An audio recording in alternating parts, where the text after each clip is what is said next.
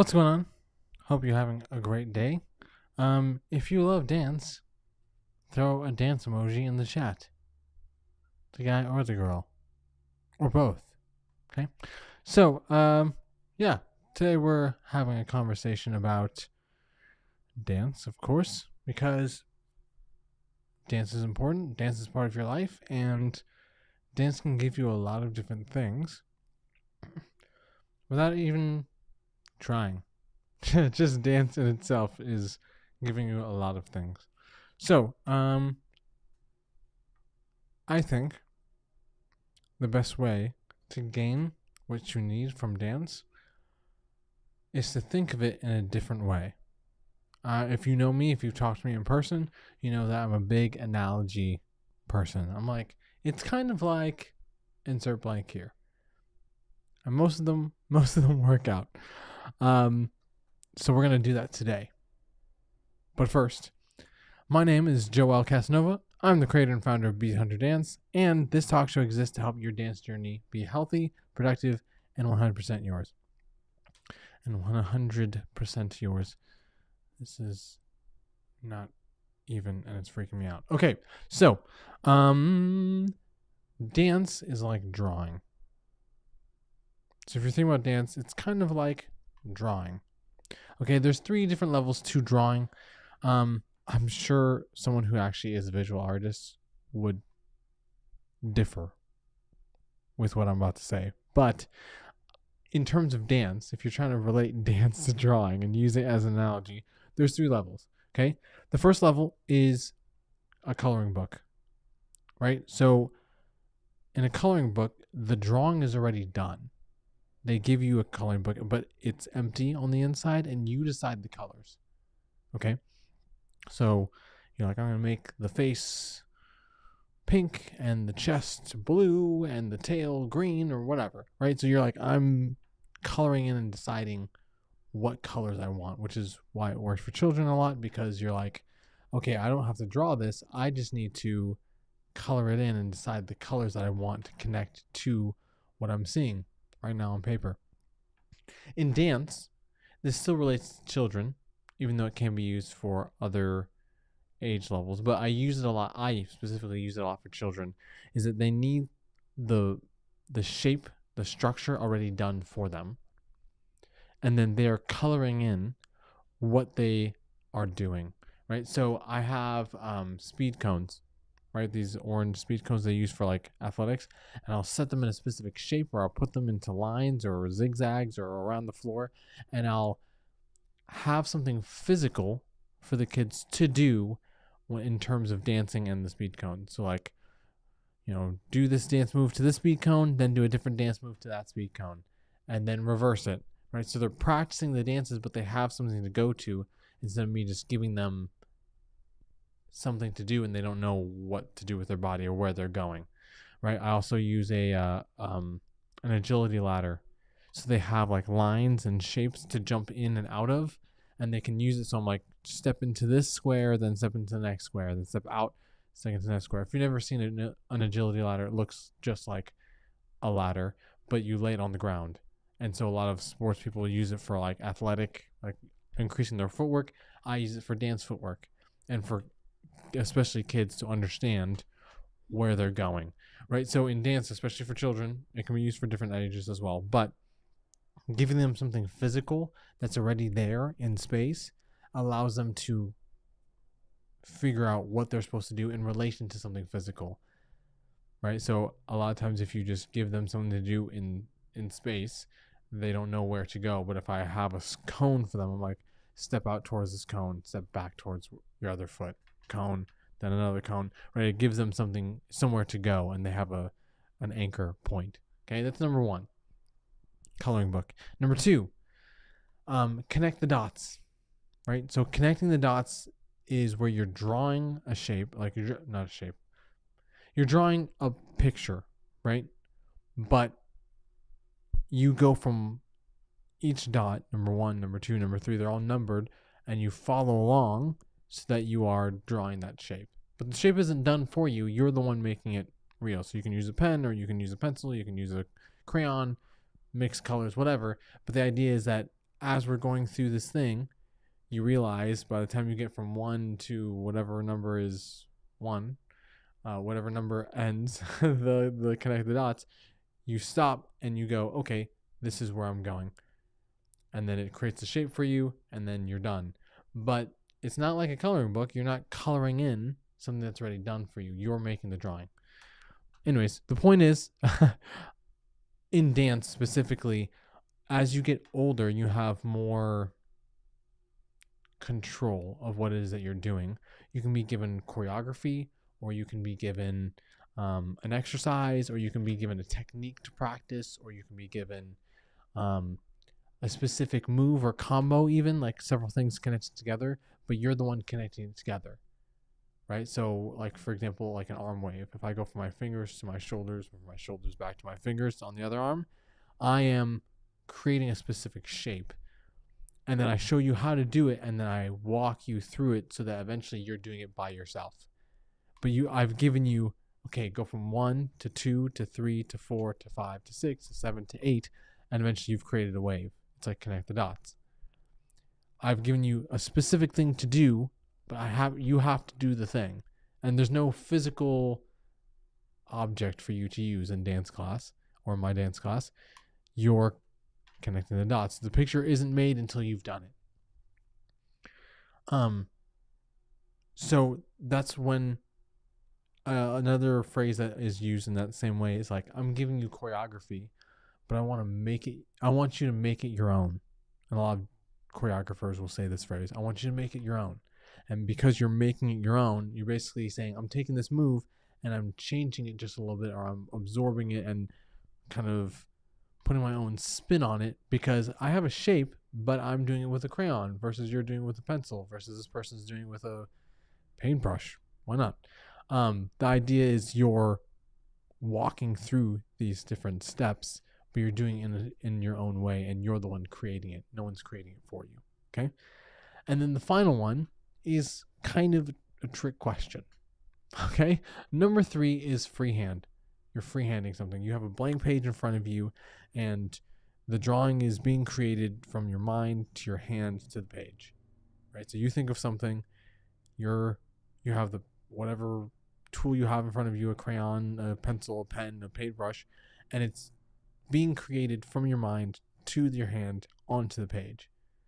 But it's just blank. There's nothing for you to go. So you could turn the page to the side, you could turn it upside down, you could basically make anything you want. There's this open-ended nature to freehand drawing. In dance, it's a trick question because all dance is like that. There is no should in dance, unless you're trying to hurt yourself. You shouldn't hurt yourself. But really, an even better way to say that is you don't want to hurt yourself, so don't hurt yourself, right? The point is, there's no should in dance, right? If I'm going here, here, here, here, and then my shoulders go ba, ba, ba, and then my head goes da, da, da, right? I'm deciding that in the moment. And so when I hear music on, as I start dancing, it's like, what should I do? And there's nothing for you to do. You can do whatever you want, right? You can use your legs, you can go to your chest, you can go to your shoulders, you can do all 3 at the same time. It's all up to you. You're freehanding it. And the reason it's a trick question is because all 3 levels are freehanding. You can go anywhere you want, but level 1, level 2 give you specific things to do in order to kind of give you like guardrails to your dancing. Not to necessarily like hinder you, but to give you structure so that when you get to freehanding, you already have structure inside of you. You've internalized the structure so that you can freehand in a skillful way, right? Coloring book to connect the dots to like eventually you're remembering how to draw this thing, and someone's like, hey, I'm asking you to draw a car or draw a cat or draw a building, right? Draw a house, the Empire State Building, a bridge, right? You're just thinking, how would I draw that? You have an idea in your mind and you go straight into your hand, which then goes onto the page. In dancing, it's the same thing. You hear music and you're like, where do I want to move to? And what do I want to move? And how do I want to move? It's going into your brain directly into your tool, which is not the pen or a paintbrush or a hand, it's your body. All the different parts of your body are moving in order to create an image that is there for only like momentarily, right? Or a movement that is there working with the music. So it gives you the most freedom when you're freehanding. You're able to, or freestyling is what we call it in dance. When you're freestyling and you're moving, freehand drawing, right? You have a blank page in front of you. There's just stillness.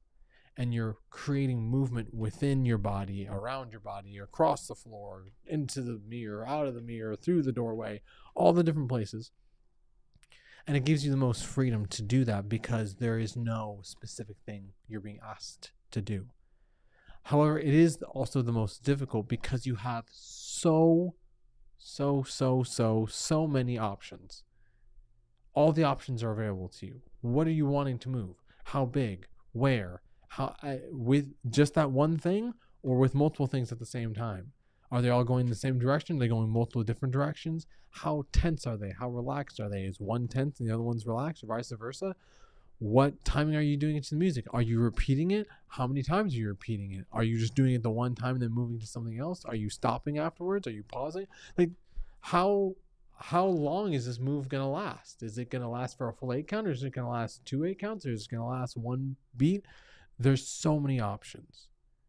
Okay, so as you start learning to dance, as you are growing in dancing, as you are refining your skill in dance, realize that if you hit a wall that is difficult for you to move into, or difficult for you to overcome, or difficult for you to master, it feels hard because it is hard.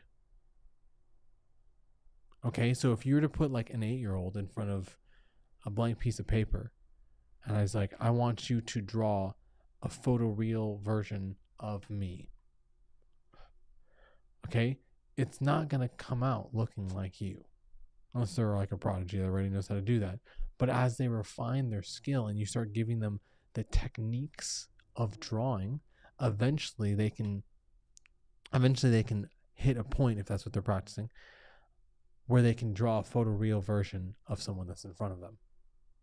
In the same way, dancing, give yourself a structure, pull yourself back first. Not to limit yourself, not to say like, I'm not good enough to dance the way I want to, but to give yourself structure so that when you are freehanding, when you are freestyling in dance, you've internalized the structure so that it comes out the way you want to come out. You are able to express yourself even more because you have mastery of your body to express yourself, or master your body to complete, to master a piece of choreography or a specific dance technique or exercise, right? So like I said, going back to the arm wave, I'm giving you this structure, and then I'm slowly, as I actually teach my students this way, I slowly have you go through it so that you're used to arm waving from one hand to the other. And then I'm like, okay, we're not going to stop just like you would in a real wave, but I want you to slowly go through it so you are realizing how the different pieces that I gave you connect together.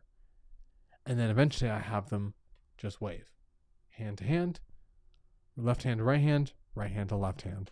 And then they practice that. The more they practice it, the more they're able to do it. So when I put it into a piece of choreography for them, or if they're freestyling and they just want to do an arm wave, they are doing their dance, they're doing whatever it is, and all of a sudden they wave through. It's because all those pieces gave them structure so that when they can create something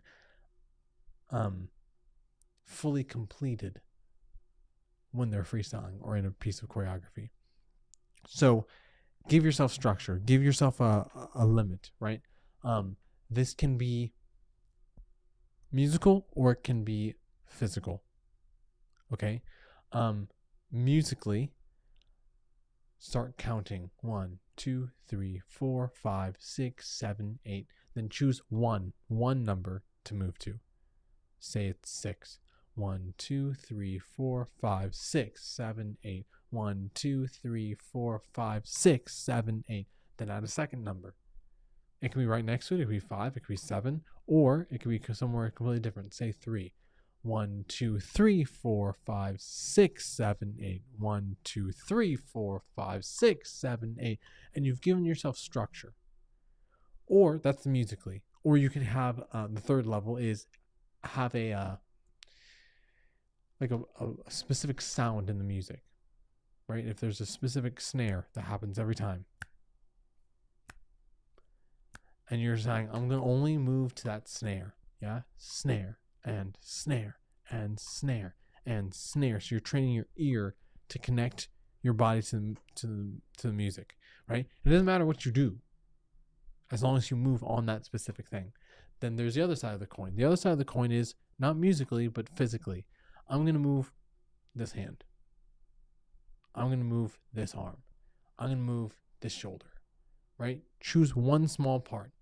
And you're like, wherever the movement is coming from, it's going to come from this specific piece, right? So you can either continue moving to the whole song, or you can mix it with the musical parameter and say every snare is the shoulder.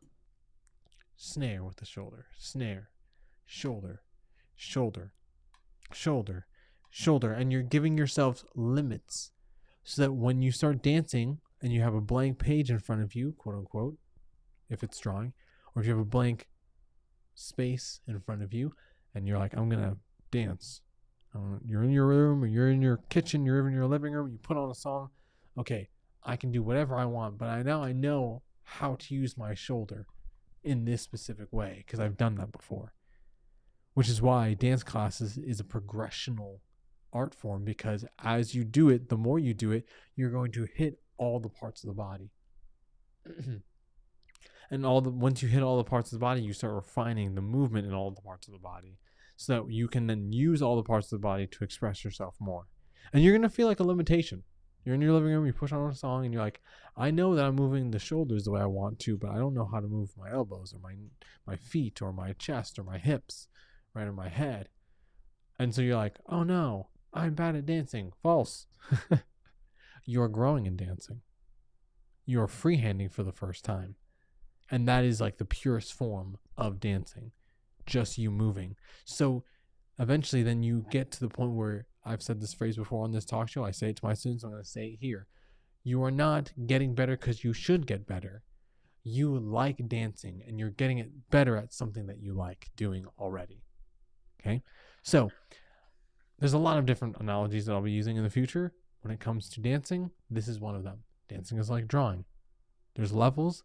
Give yourself structure, so eventually when you don't have structure, you can add structure to a blank space. Okay? Hope that helps.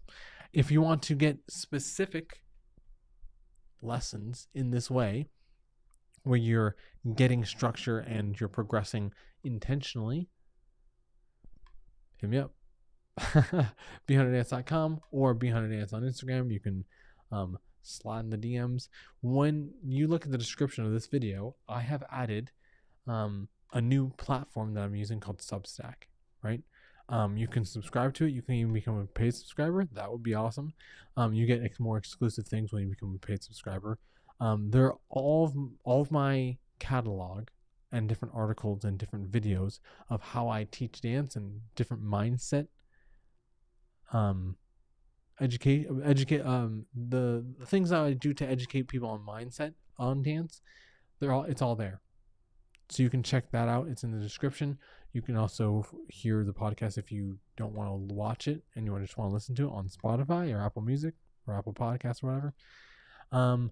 Also, it's on YouTube, which you're probably watching this on YouTube right now, or you're listening to it, which means that you've already done the thing that I told you to do. High five. Okay. Also, I'm the same prompt that I gave you just now. I'm going to start making video dance prompts. And so by paying a one-time fee a month, you're going to get access to the dance prompts. So you can make dance a daily practice and you can insert it into your life instead of the other way around. Like you have to change your life to go to a dance class or change your life to become part of a performance. Instead, make dancing something that is part of who you are. So when you want to take a dance class in person, you already practice being in your body. It really, really helps. So there's a lot of different progressional things that I give. Every video has 3 levels, just like I gave you, right? And so you can take one video and watch it like 3 days in a row or 3 weeks in a row and practice that one thing. So for example, like moving, like doing footwork and connecting it to your body weight. So you know how to do footwork without body weight or do footwork with your body weight. That's a very fundamental thing that everyone needs to do. And you can dance and move it in a specific way. And you can watch that on the video. So all that's in the description below. If you haven't typed in a dance emoji, now's your chance. Okay?